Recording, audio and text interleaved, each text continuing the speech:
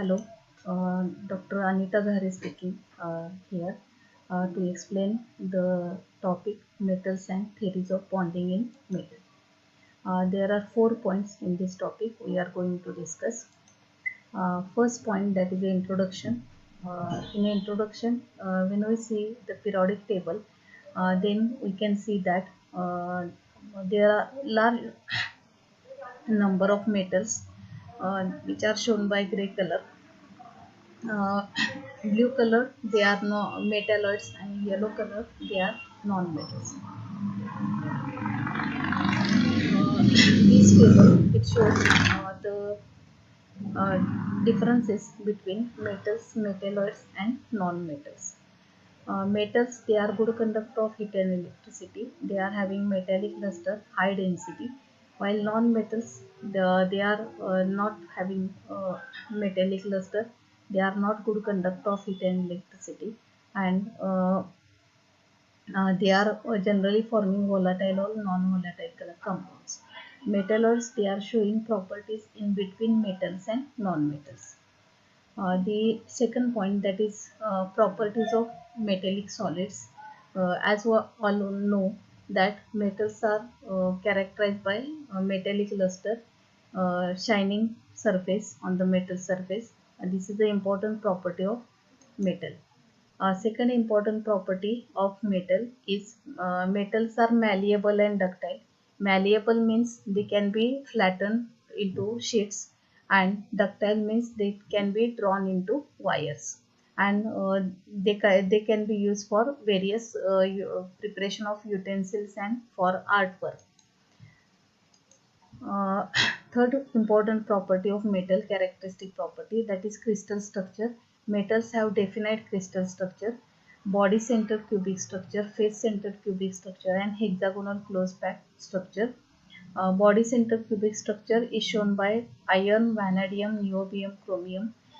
Face centered cubic structure is shown by aluminium, nickel, silver, copper, gold, and hexagonal close pack is shown by titanium, zinc, magnesium, and cadmium.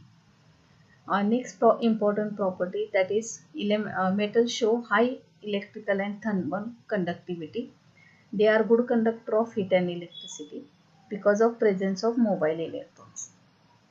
Next important property of metal is metals are having high melting point and high boiling point. The attractive force, that is metallic bonding which is present in the metal, it is very strong, and because of that metals they are having high melting point and high boiling point. We can see here MP of silver 961, while MP of iron it is 1538. Then some metals are refractory metals which can withstand high temperature, and the melting point it is greater than 2500 degrees Celsius. The refractory metals are tungsten, niobium, tantalum, rhenium, molybdenum.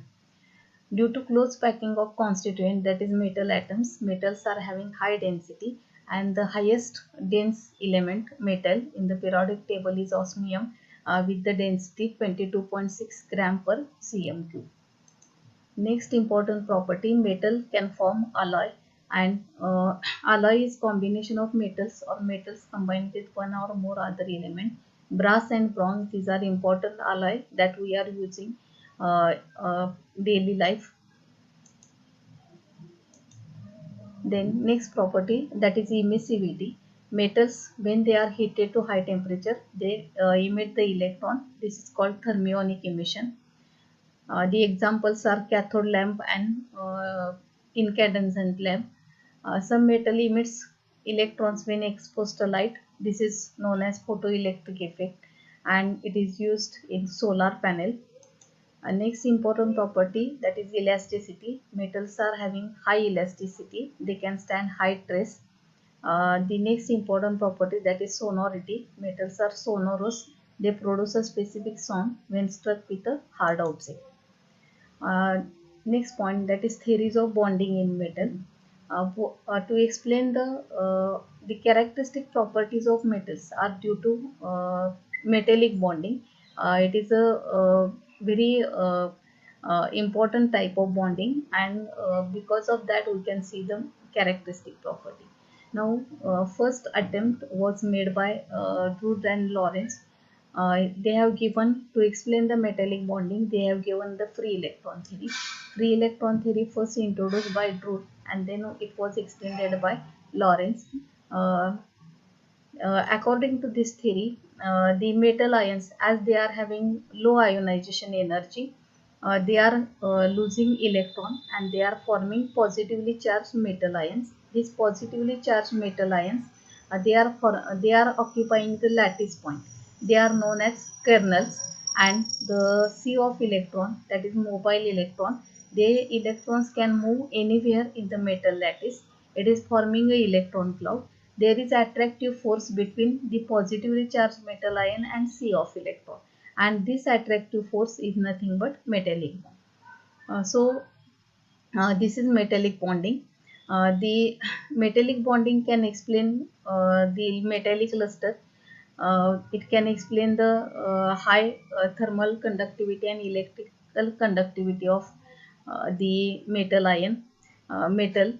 Then it is also explaining the malleability and ductility of the metal atoms, metallic crystal. Uh, so these are the advantages of free electron theory.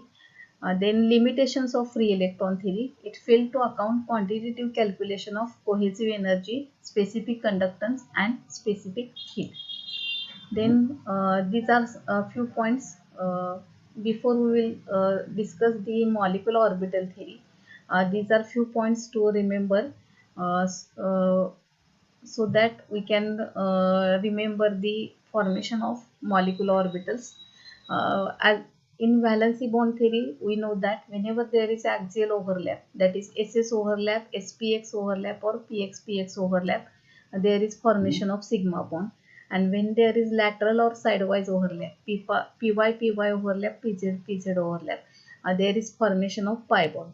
So these are the overlaps. Now we can remember this to explain formation of molecular orbitals. In molecular orbital theory, there is combination of atomic orbital, and that combination gives molecular orbital. And whenever there is SS combination, it will give you sigma molecular orbital. Whenever there is SPX combination, uh, it will give sigma molecular orbital, and px-px overlap or px-px mixing is also giving sigma molecular orbital.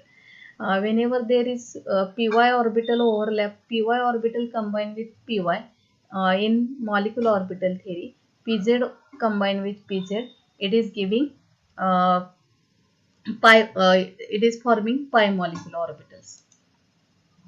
Now this is molecular orbital theory for explaining the covalent bonding. According to molecular orbital theory, when the two atoms combine, the all the atomic orbitals are combining and they are forming molecular orbitals which are completely delocalized over the entire molecule. Uh, Whenever the two atoms combining means two atomic orbitals are combining, and when the two atomic orbitals combine, they give two molecular orbital. One is bonding having lower energy, other is anti-bonding having higher energy. We can show this formation of molecular orbital. Here 1s atomic orbital combined with 1s atomic orbital to form sigma 1s and sigma star 1s. These molecular orbitals are formed when the molecule is formed. And once the molecule is formed, the electrons from atomic orbitals, now they are entering into molecular orbitals. When there is 2px orbital mixing with 2px orbital, there is formation of sigma 2px and sigma star 2px molecular orbital. This star indicates there is anti-bonding molecular orbital. Lower energy orbital is bonding molecular orbital. Anti-bonding molecular orbital is higher energy orbital. When 2py combines with 2py, or when 2pz combines with 2pz, it will give pi bonding molecular orbital, pi bonding and pi anti-bonding molecular orbital. In this way, molecular orbitals are formed. This is MO diagram for O2 molecule.